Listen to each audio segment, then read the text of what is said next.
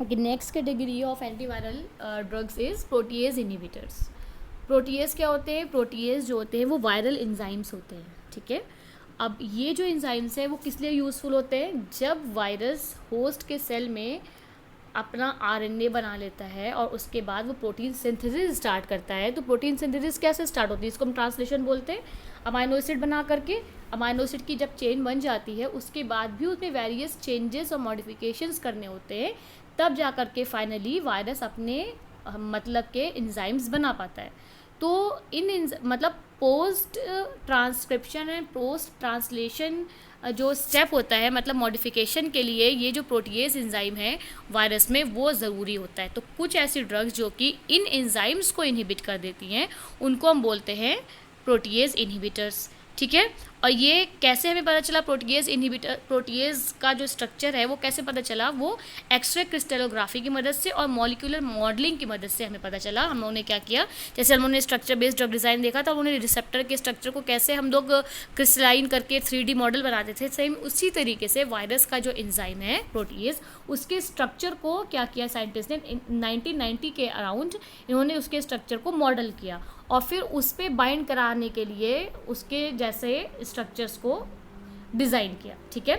इनमें रेजिस्टेंस बहुत जल्दी आ जाता है, इसीलिए बहुत ज़्यादा ये यूज़ नहीं किए जाते, किसी और ड्रग के साथ यूज़ किए जाते हैं, ठीक है। जैसे कि प्रोटीएज और रिवर्स ट्रांसक्रिप्टर्स जो हैं, ट्रांसक्रिप्टेज इनहिबिटर्स को अगर एक साथ यूज़ करेंगे तो एंटीवायरल एक्टिविटी इन्हांस हो जाती है। एग्जाम्पल्स कौन कौन से हैं? सकीनाविर, रिटोनाविर, लोपिनाविर, इंजिनाविर, नेल्फिनाविर। और ये जो कैटेगरी है ड्रग की, वो जो है वो उनमें मेटाबॉलिज्म जो हो रहा है, जो जैसे कि CYP450 जो एंजाइम है, इनकी वजह से जो मेटाबॉलिज्म हो रहा होता है वो बहुत ज़्यादा होता है। तो ये दूसरी ड्रग के मेटाबॉलिज्म जो है उसको भी अफेक्ट करती हैं, साथ ही साथ खुद तो ये मेटाबोलाइज होती हैं, दूसरी जो ड्रग्स हैं उनके स्ट्रक्चर को भी, उनके मेटाबॉलिज्म को भी अफेक्ट करती हैं। जैसे कि अगर हम सकीनाविर की बात करें तो जो सकीनाविर है वो एक वायरल पॉलीपेप्टाइड सबस्ट्रेट है, ठीक है। वायरल पॉलीपेप्टाइड सबस्ट्रेट है और इसका जो मेटाबॉलिज्म है वो बहुत जल्दी हो जाता है बॉडी में, और ये अपने साथ साथ दूसरी ड्रग का भी मेटाबॉलिज्म को बढ़ा देती है। तो इसकी वजह से क्या होता है कि रिटेनिंग पीरियड जो होता है ड्रग का वो क्या होता है, कम हो जाता है, ठीक है। जैसे कि इन्होंने सेकेंड, और ये सबसे पहली ड्रग थी जो कि प्रोटीएज इनहिबिटर, सबसे पहली प्रोटीएज इनहिबिटर थी जो कि मार्केट में आई थी, ठीक है। यहाँ पे इन्होंने इसका सिंथेसिस मेंशन किया है और यहाँ पे इन्होंने इसका मेटाबॉलिज्म मेंशन किया। यहाँ पे अगर तुम मेटाबॉलिज्म को ध्यान से देखोगे, CYP3A4 एंजाइम की प्रेजेंस में इन्होंने क्या किया है कि हमेशा जब बड़ी रिंग वाला कोई भी मॉलिक्यूल होता है, ड्रग होता है, जब उसका मेटाबॉलिज्म शो करते हैं, सबसे पहले क्या करता है वो अपनी जो लीविंग ग्रुप है, अच्छा लीविंग ग्रुप, उसको रिलीज़ कर देता है। कोई भी अच्छा लिविंग ग्रुप हो, फॉर एग्जांपल सिंपल कंपाउंड के केस में जैसे हैलोजेंस वगैरह हो गए, या मिथाइल ग्रुप्स हो गए,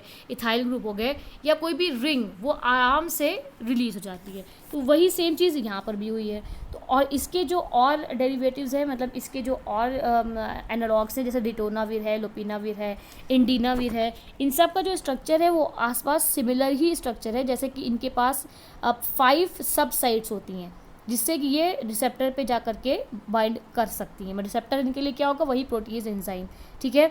एक butyl, tertiary butyl amine nitrogen होगा इनके पास, ठीक है। साथ ही साथ इनके पास हाइड्रोजन बॉन्डिंग इंटरेक्शंस के लिए बहुत सारे हाइड्रोक्सिल ग्रुप होंगे, ठीक है। और जो नाइट्रोजन है स्पेशली वो सबसे बड़ा रोल प्ले करता है रिसेप्टर के साथ बाइंडिंग करने में, ठीक है। ये इन्होंने मेंशन किया है इसका मेटाबॉलिज्म, और ज़्यादा इसमें कुछ है नहीं। सारी की सारी कैटेगरी ऑफ ड्रग आपने 1 बाय 1 पढ़ ली है।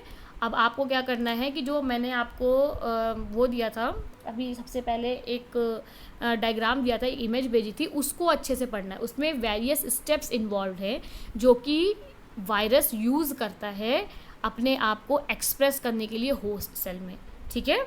और ये जो असाइनमेंट दिया है इसको 4 डेज़ का टाइम है, आप इसको प्रॉपरली कंप्लीट करिए, और कोई डाउट हो तो प्लीज़ आस्क। Thank you.